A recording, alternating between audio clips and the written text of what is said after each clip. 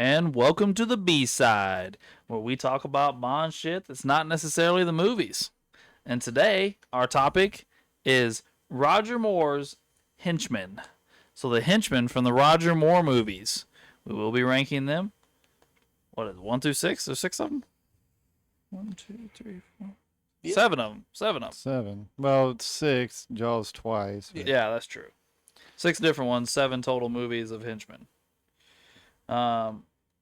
So they are as follows.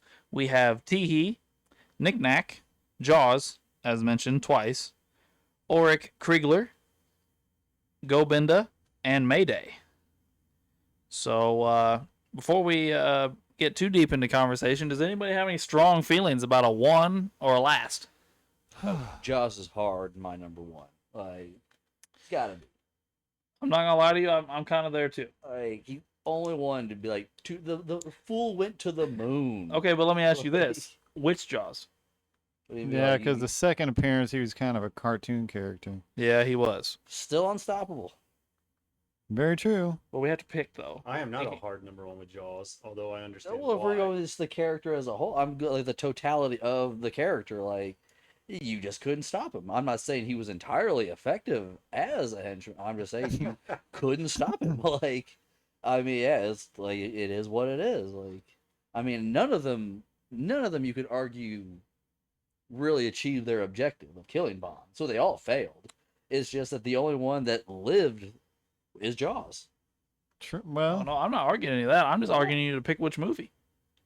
Like I said, I'm the totality. I'm picking No, Jaws. we're not talking about Not totalities though. Even We're at between there's Moonraker. we have to pick which and- one. Oh, I have to pick like which one of those movies is first. Is what you're saying and all that? Yeah, like Oh. which movie was he best in?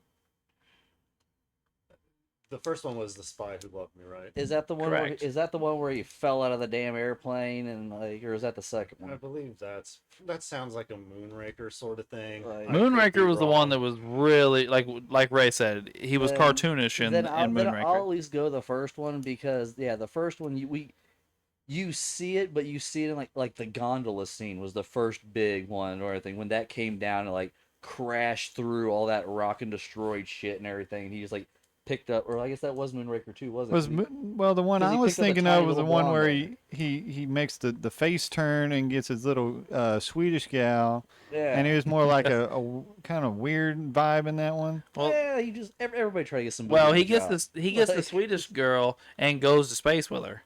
Oh, so that was Moonraker. So yeah, so God, The one you're thinking of was definitely this because I think they were out in the desert, right? And when he's doing yeah. Well, there's the Right. where he's chasing him around Egypt and all that. I think isn't you it? guys are greatly disregarding Mayday as a villain. Mayday was awesome. Well, okay. Is that who you're gonna argue for number one? Yeah, although Well, Oh, because I thought you were honestly gonna go Ulrich. Like Well, here's my thing with Mayday. Yeah. Mayday's not even a villain the whole movie. Nice, but that's okay. That's what makes her different and interesting. Isn't that what we were just arguing with Jaws though? Is that half the movie on the other one he's trying to get laid? Like Well, I don't think he was trying to get laid. No, He just kind of was gonna get laid. fell 6 feet deep into some punani. Yeah, she was like she enjoyed what she was seeing. So think- yeah, like He's like, damn, this What boy was got so some great about grills. Mayday? Let me take him to the I'll be club. honest with you, I Hey, have I'd no get laid strong on the feelings job. about Mayday Oh, either. really? Either way, I think Grace Jones has like such a distinctive look. She does Very have that. interesting looking person. So Her now- and now you Soren's argue looks. relationship was actually seemingly like a relationship, not just I'm not talking just sexual or romantic, but like they actually engage with each other more so than a lot of times some of the characters seem to do. He did betray her, and then of course she did. did have, as Ray called it, the face turn. Do, do, do, Yeah, do. I just really I thought Mayday was awesome. I understand why people think Jaws would be number one. I don't really have any big problem with that because he is such an iconic character. But for my money, Mayday's by far the more interesting character. Oh, Mayday spent like the last portion of that movie helpless. She would scream and throw herself on the ground, and she was like You mean when they were in the cave. flooding and stuff? Yeah, Like she was like a maiden in distress. She was in distress. Yeah, it was a bit. Like you a could more argue that was- dangerous that was LeBron part James? of her redemption arc, though, on that. Like I said, they Yeah, tried to redeem her character. but we're again we're talking about who's the best villain. Oh, yeah, Redemption no. arcs aren't exactly Yeah. a I was good saying, argument there. Yeah, but like I said, I'm not arguing her as number one, but I understand why they did that to her character in that part. Like, So then, based on what Alex is saying, and I don't disagree, the number one has to be Jaws from The Spy Who Loved Me. I would. Because That's there's who I no, think he it just is. remains a villain. So far as I recall. Yeah, I think yeah, my pick is Jaws from I- The Spy Who Loved Me. yeah, I was like I said, I would have to if we go with that criteria, because yeah, look at that. Like everyone else died, like no one achieved their objective, but at least Jaws like lived to try again. No one else did. Well, I'm trying to think. Did they all die? Did Nick Nack die? That's what I was just thinking. Did Nick? Because he's the one from the I Man in the wouldn't Golden think Gun, that they right? would have killed little Nick Nack. Yeah. That might be a bit I'm pretty much. sure. I'm pretty sure Nick Nack died. So then, Ray, who's your number one that you're leaning to then? So we got Jaws, Mayday. I don't know, because Kriegler, I'm kind of drawing a blank on a little bit, and go Binda. The athletic German and all that was like all about like winter sports and shit. Oh, okay. Yeah, he wasn't really effective. He was a hell of an athlete though. Like, Nick Nack. They did not actually show Nick Nack dying. The last shot of Nick Nack, he is suspended from the mast of the ship as they sail away. Hmm. Cute. Yeah, I was gonna say it's better. It's better than killing. That's a Roger. You don't Moore want to movie. kill a little person. Yeah, that's a Roger. It's like, this will be funny. Like, Right. just like. Now, what about Tee Hee? I can't really That's the right choice. Truly. Yeah. Tee Hee dies brutal, doesn't he? Tee Hee. Oh yeah, Tee Hee. I'm trying. And what was his gimmick? He had like one arm. He had like the claw arm. Yeah. Oh, yeah. But I liked Tee Hee as a character. Like I'll say, I mean, the way he was always smiling and fucking with Bond and everything, and when he brought him out there, giving the whole spiel, like when he's feeding the shit to the alligators and all that, and then sends them on the island just waving with his little hook, like Oh, he was in the alligator one? yeah, Oh, yeah, he's gone last. like because remember when he was even like when Bond was even in the chair and everything when they were in New Orleans and all that, he's even coming up like he's gonna like cut fingers off in his nose. And Got shit. your nose. Bond Got your throws nose. Yeah, like- Bond throws Tee Hee off a train.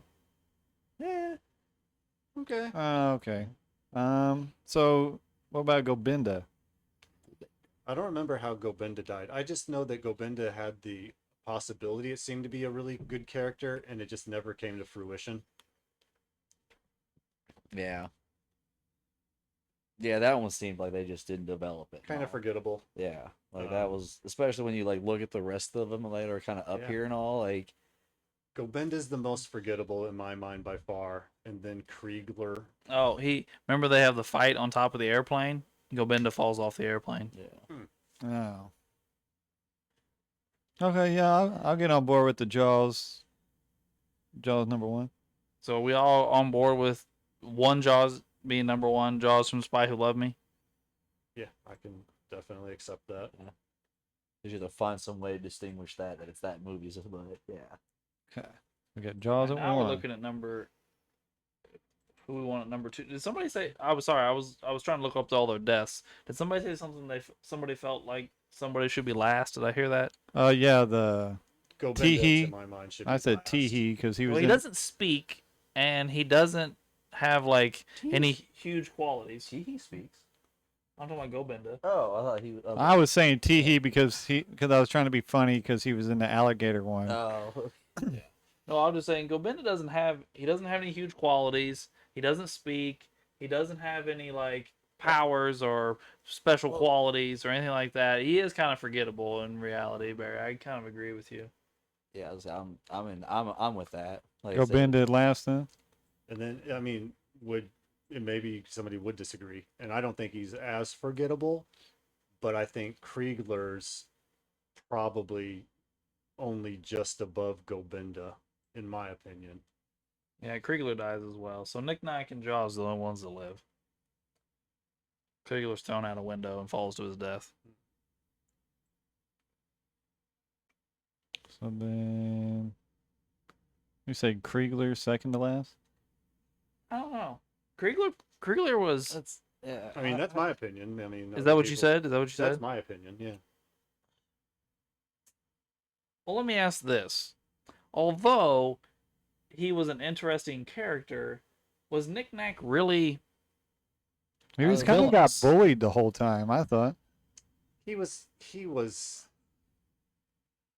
He had to gain from the dynamic he had with I can't remember the guy's name. Man with a golden gun? Christopher Lee, yeah. Yeah. Um, Yeah, Nick Nack was So- more of a manager, huh? yeah, but he stood to gain because I think what was the deal like if when he did like the test runs for the man with the golden gun, like if the man with the golden gun died, then he basically gets everything. Yeah, yeah. So he was villainous. You know what, Barry? I think I'm gonna tag in with you on this. I think Kriegler will be above Gobinda. What do you think, Tom?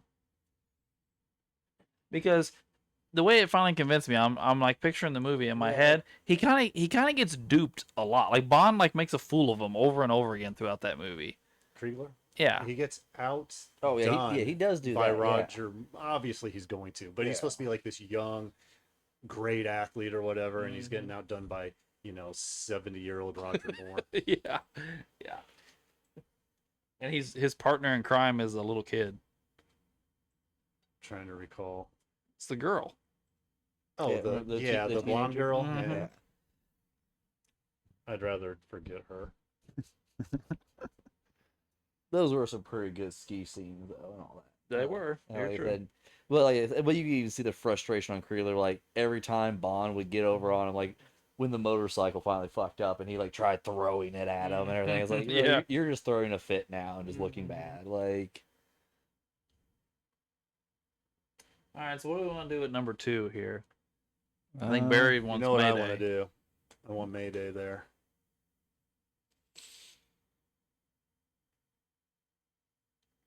Hmm.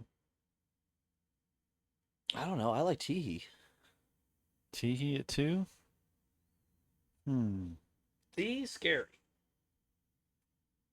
Well, he's scary, but he's also scary. He's iconic. Like, I mean, he does have good dialogue. Like I said, when he's like, like fucking with Bond when he's feeding the chicken to the alligators, and then like all of a sudden like pulls the the dock away from and is like, oh, the whole time was misdirection. You're gone. Like, I liked it to where like it was menacing, but at the same time, it was a man who enjoyed his work. Like he's like, I'm gonna feed you to alligators, and it's gonna be enjoyable for me. Like, They did use him to torture people. yeah, like I said, he enjoyed his job. Like, and it came through in his dialogue and how he acted. Like, even when like getting ready to torture him, or like the threat of it, like in the chair scene and all, like because it was the first time he got captured after the club. Man, you have a good memory, Tom. Like, You have a really good memory. No, that's like, but yeah, but with all of it, like, I really liked his character. I liked it better than Mayday's. well, I'm not gonna throw a fit. I'm okay with that. Tom Shoot, I'll made go a with- pretty convincing argument. Yeah, I'll go with Tee Hee at 2 after that. All right, so do we go ahead and go back to back there? Go Tee Hee and then Mayday? Is everybody cool with that? I'm okay Yeah. with that if people are. And then we got to decide between the other Jaws and Nick Nack. Nick Nack is iconic. I do He is. think that He is iconic.